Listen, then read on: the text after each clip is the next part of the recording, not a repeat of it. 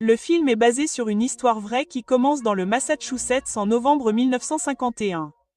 On y voit deux hommes, Bernie et Gus, qui sont venus rencontrer deux femmes pour un rendez-vous galant. Bernie correspond avec l'une d'elles, Myriam, depuis des mois, mais ne l'a jamais rencontrée en personne, il est donc extrêmement nerveux. Lorsqu'ils finissent par se rencontrer, Bernie remarque à quel point elle est belle, et les deux se lient immédiatement d'amitié. Ils se rendent ensuite tous les quatre dans un pub et passent la soirée à boire et à s'amuser ensemble.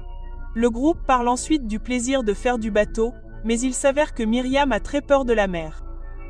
Bernie, qui est dans la garde côtière, décide donc d'emprunter un bateau plus grand à l'une de ses connaissances, qui accepte volontiers.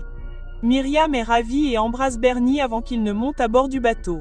La scène se déroule ensuite le 17 février 1952, où l'on voit Bernie et Myriam danser lors d'une fête et passer un bon moment. Tout en profitant du moment, Myriam demande à Bernie s'il veut l'épouser, mais il refuse contre toute attente. Myriam, en colère, sort en trombe et Bernie la suit, lui expliquant les dangers de son travail et le temps orageux imprévisible. Il lui dit qu'il pourrait même ne pas rentrer chez lui. Myriam lui demande donc s'il a peur de la mer ou du mariage.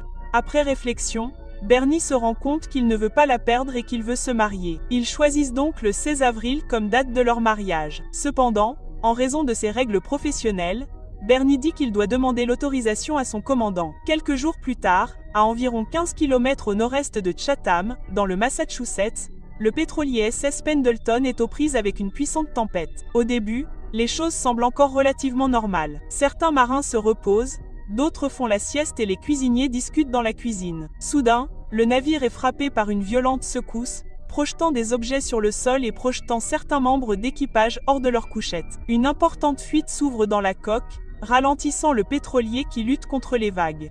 La mer houleuse fait bientôt basculer